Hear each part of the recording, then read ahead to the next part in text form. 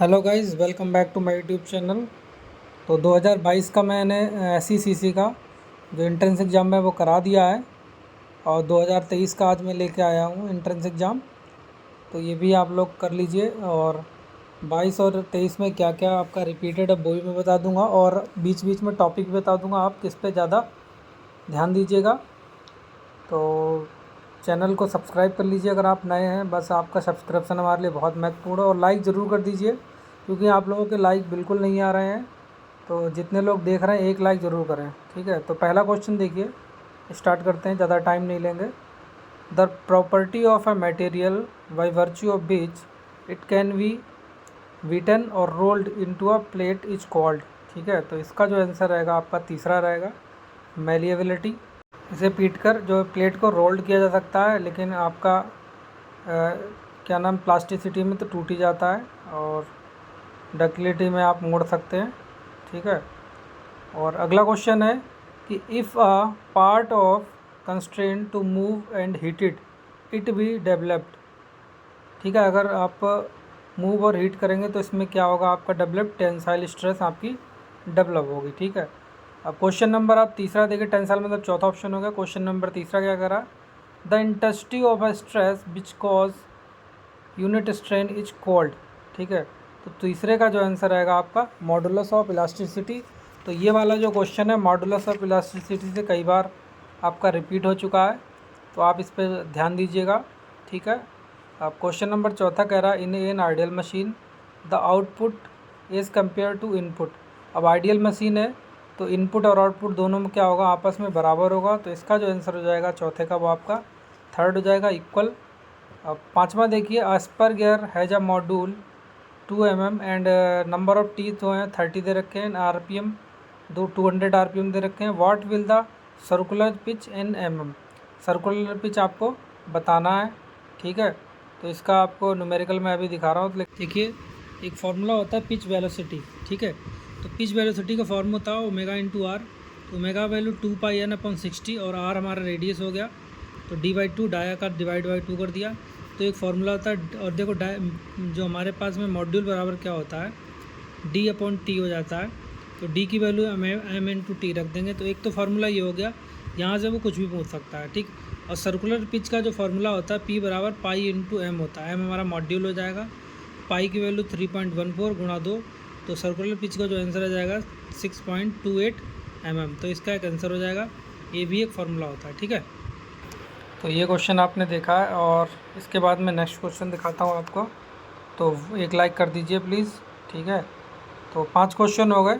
अब आप छठा क्वेश्चन देखिए। छठा क्वेश्चन क्या कर रहा है कि if a flywheel having 100 kg and radius of gyration 10 centimetre is rotating 10 radian per second, its rotational kinetic energy will be.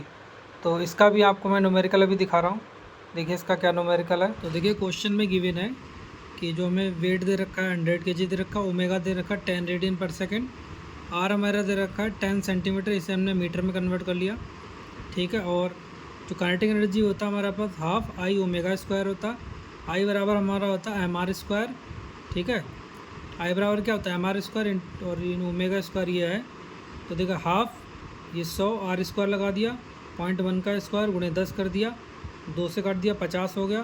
तो 50 गुणे 0.1 गुणे 0.1 गुणे 100, 2 पॉइंट काट के 200 काट दिए, तो आंसर आ जाएगा के बराबर 50 जूल।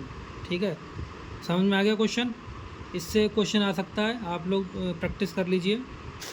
क्वेश्चन समझ में आ गया। और सातवां क्वेश्चन कह रहा है dash dash dash thermodynamic use to understand the concept of energy conservation. तो आपको थर्मोडाइनमिक्स के सारे लॉ आपको पढ़ लेने, एक ना एक क्वेश्चन पूछा जाता है। 0th लॉ से क्वेश्चन बहुत पूछा गया है। ठीक है, और जो SECC है और आपका शुगर इंजीनियरिंग है उसमें कई सारे क्वेश्चन रिपीटेड है। तो शुगर इंजीनियरिंग के भी आप 1-2 पेपर देख लीजिए जो मैं अपलोड कर चुका हूँ। तो सातवां क्वेश्चन है, इसका जो आंसर हो जाएगा सातवें का आपका हो जाएगा दूसरा, मतलब ये फर्स्ट लॉ है आपका एनर्जी कंजर्वेशन। और आपका आठवां कह रहा है if the pressure of an ideal gas increase then the kinetic energy of the gas is. तो आठवें का जो आंसर रहेगा आपका तीसरा रहेगा रिमेन्स कांस्टेंट, क्योंकि काइनेटिक एनर्जी में कोई भी प्रेशर की टर्म नहीं आती है, तो इसीलिए कांस्टेंट रहेगी हमारी काइनेटिक एनर्जी। नेक्स्ट क्वेश्चन क्या कह रहा है, maximum work is done in compressing air when the compression is, ठीक है, तो कंप्रेशन इज, तो इसका जो आंसर रहेगा आपका आइडियाबैटिक, ठीक है। और इसके बाद में 10वां कह रहा है in which process the rate of transfer of a heat is maximum, ठीक है, तो जो इसका आंसर रहेगा आपका कौन सा ऐसा मोड है जिसमें आपका हीट ट्रांसफ़र मैक्सिमम रहता है, तो इसका आंसर रहेगा रेडिएशन, क्योंकि रेडिएशन में क्या होता है बीच में कोई मीडियम नहीं होता है, ठीक है। तो अगला क्वेश्चन देखिए, 10वां हो गया आपका क्वेश्चन, तो लाइक कर दीजिए एक। तो क्वेश्चन नंबर 9 और 10 हो चुके हैं। 11वां देखिए, what is the critical pressure of steam, तो इसका जो आंसर रहेगा पहला रहेगा 240.2 बार। और 12वां कह रहा है atmospheric pressure head in term of water column will be, तो मीटर में हमें बताना, तो इसका जो आंसर रहेगा 10.3 मतलब 10.3 मतलब 30 हो गया, और चौथा ऑप्शन हो जाएगा, ठीक है, मीटर में हेड इसका 10.3 मीटर होता है। और 13वां क्वेश्चन कह रहा है which part of the pneumatic system store the compressed air, कौन सा पार्ट है जो न्यूमेटिक सिस्टम में एयर को कंप्रेस करता है, स्टोर करता है कंप्रेस्ड एयर को, तो 13वें का जो आंसर हो जाएगा वो आपका चौथा हो जाएगा एयर रिसीवर टैंक, ठीक है।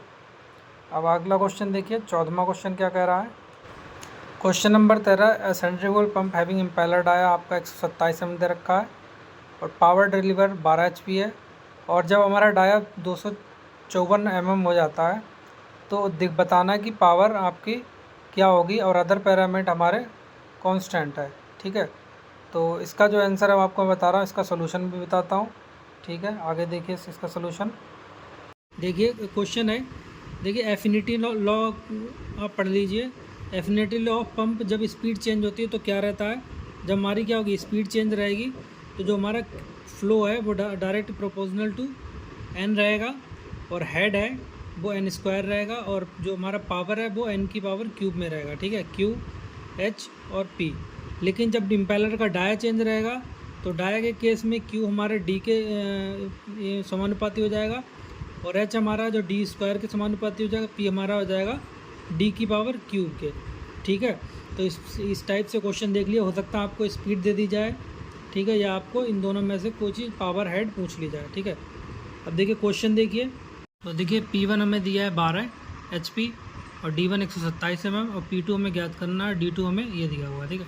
तो हमें पता पावर जो होती है वो समानुपाती है डी की पावर क्यूब के, तो P जो निकालना है उसको ऊपर कर लिया, P2/P1 D2/D1 की पावर होल क्यूब, P2/12 बराबर 254 डिवाइड 127 की पावर होल क्यूब, तो 127 दूना जो हमारा होता है 254 होता है, तो 2 हो गया, 2 की पावर 3 हो गया, इसको काट देंगे, ठीक है, 2 आ जाएगा, तो 2 की पावर 3 8 हो जाएगा, और 12 की मल्टीप्लाई 8 से कर देंगे तो P2 बराबर क्या हो जाएगा 96 HP, ठीक है। समझ में आ गया क्वेश्चन।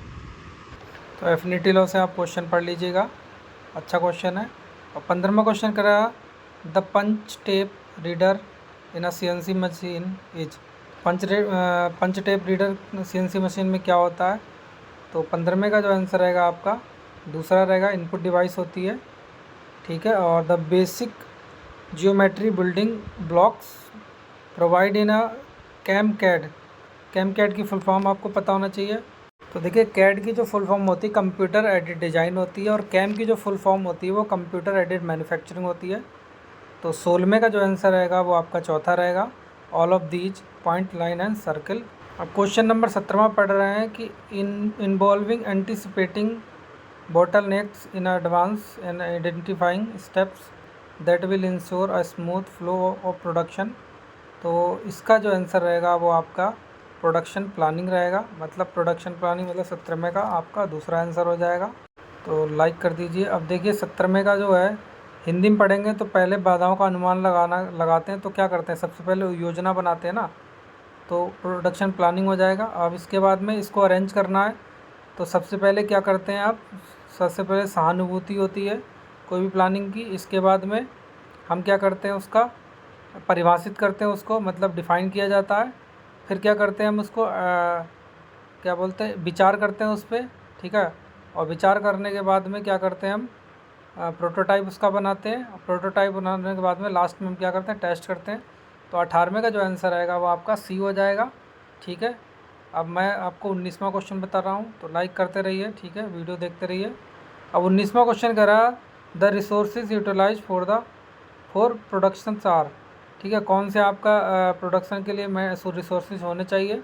तो आपने सुना होगा ट्रिपल एम, मैन, मटेरियल और मैन पावर, ठीक है, मैन मटेरियल और मशीन, या मैन मशीन और मटेरियल, ठीक है। तो इसका जो आंसर हो जाएगा पहला हो जाएगा ट्रिपल एम, ठीक है। और इसके बाद में 20वां क्वेश्चन कह रहा है energy is stored in a fly wheel in the form of, fly wheel में किस फॉर्म में एनर्जी स्टोर्ड होती है। तो इसका जो आंसर रह जाएगा वो आपका काइनेटिक एनर्जी हो जाएगा, चौथा आंसर हो जाएगा। और 21वां कह रहा है the power loss in the transmission depends upon, power loss किस पे डिपेंड करता है। तो पावर लॉस आपका इस पे current in the line, line में कितना करंट है, रेजिस्टेंस क्या है और लेंथ ऑफ द लाइन क्या है, सब पे डिपेंड करता है पावर लॉस। तो इसका आंसर हो जाएगा चौथा। और 22वां क्वेश्चन कर रहा है the function of conservator in a transformer. तो इसका जो आंसर रहेगा वो आपका 22वें का चौथा हो जाएगा। Take care of expansion and contraction of transformer oil due to variation of temperature of surroundings, ठीक है। तो 22 तक क्वेश्चन आपके हो गए, लाइक कर दीजिए। और 23वां क्वेश्चन आपको दिखा रहा हूँ। क्वेश्चन नंबर 23 कह रहा है silicon steel used in a lamination mainly reduce, ठीक है। आपका सिलिकॉन स्टील यूज करता है लेमिनेशन, किसके लिए यूज करते हैं। 23वें का जो आंसर हो जाएगा आपका एडी करंट लॉस। इसका मतलब ट्रांसफार्मर से क्वेश्चन है, तो ट्रांसफार्मर के लॉसेस आप पढ़ लीजिए। और ट्रांसफार्मर एक तो पावर फैक्टर भी पढ़ लीजिए, ट्रांसफार्मर भी पढ़ लीजिए, ठीक है। और 24वां क्वेश्चन आपका कह रहा है inductance is the property to, inductance की प्रॉपर्टी क्या है आपका, oppose the change in the current, ठीक है, करंट को अपोज करता है, चेंज इन करंट को।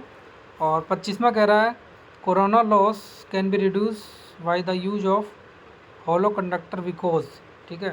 तो 25वें का आंसर हो जाएगा तीसरा, for a give cross section the radius of the conductor is increase, ठीक है। अब आप देखिए अब 26वां क्वेश्चन क्या कह रहा है।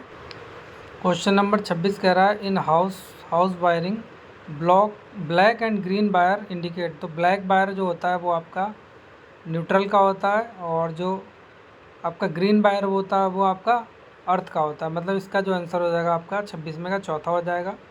27वां कह रहा है air gap between the yoke and the armature in a DC motor is kept small. तो क्या करते हैं to achieve a stronger magnetic field. तो इसका आंसर हो जाएगा पहला।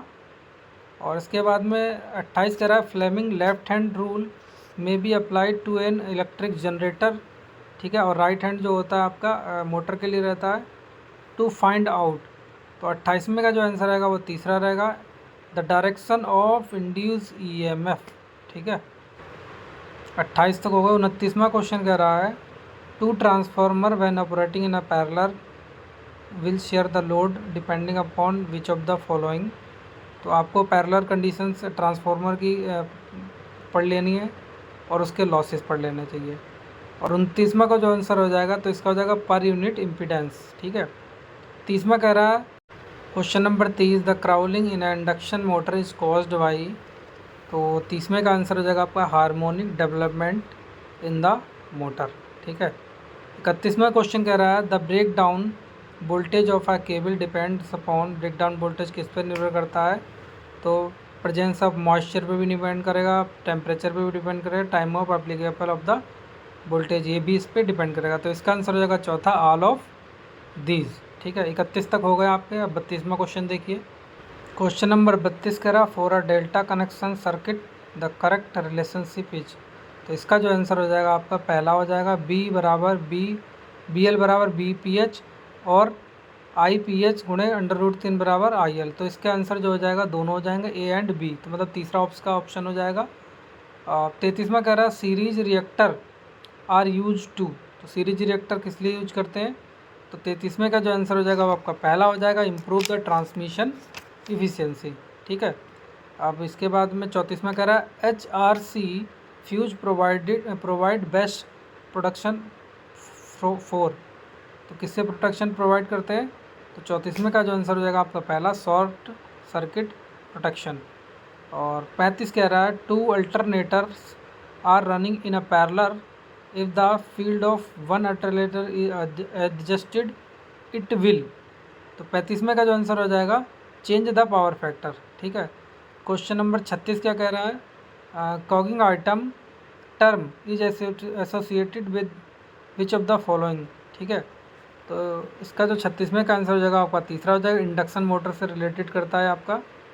ठीक है, अब इस 37वां कह रहा है the protection against direct lighting stroke and high voltage steep wave is provided by. तो 37वें का जो आंसर हो जाएगा आपका तीसरा हो जाएगा, lightning arrester and ground wires. अब इसके बाद में देखिए 38वां क्वेश्चन कह रहा है कि a power MOSFET has 3 terminal called. कौन कौन से टर्मिनल इसमें होते हैं, तो इसका जो आंसर हो जाएगा वो आपका दूसरा हो जाएगा, ड्रेन, सोर्स एंड गेट। ठीक है, क्वेश्चन नंबर आप 39वां देखिए। 39वां कह रहा है when n1 is the synchronous speed and n2 is actual speed of the rotor the slip is given by. तो इसका आपको मैं सोल्यूशन दिखाता हूँ फिर आपको समझाता हूँ। ठीक है, क्या रहेगा आंसर इसका। क्वेश्चन अगला 39 दे रखा है, तो देखो सिंक्रोनस स्पीड n1 दे रखी है और रोटर की स्पीड n2 दे रखी है। तो फार्मूला क्या होता है हमारा, रोटर NR बराबर 1 माइनस एस, एस हमारा स्लिप है इंटू NS। ठीक है, अब NS को नीचे ले आएंगे तो NR अपॉन NS बराबर 1 माइनस एस हो जाएगा। अब हमें स्लिप निकालनी है तो स्लिप इधर ले लेंगे तो ये वैल्यू उधर भेज देंगे, तो S बराबर 1 माइनस NR अपॉन NS, और NR की वैल्यू N2 रख दी और NS की वैल्यू N1 लगी, तो 1 माइनस N2 अपॉन NS, ये हमारा आंसर हो जाएगा। ठीक है, लास्ट क्वेश्चन है, अगर आपने सब्सक्राइबर नहीं किया सब्सक्राइब कर लें और लाइक तो ज़रूर कर दीजिए, एक लाइक आपके लिए इम्पोर्टेंट है हमारे लिए। 40वां क्वेश्चन कर रहा है the permissible flux density in case of cold rolled grain oriented steel is around. तो इसका जो आंसर रहेगा 40वें का आपका रहेगा 1.7 वेबर पर मीटर स्क्वायर। तो आई होप वीडियो आपको अच्छी लगी होगी। नेक्स्ट वीडियो के लिए आप सब्सक्राइब कर लें, नोटिफिकेशन ज़रूर ऑन कर लें। ठीक है।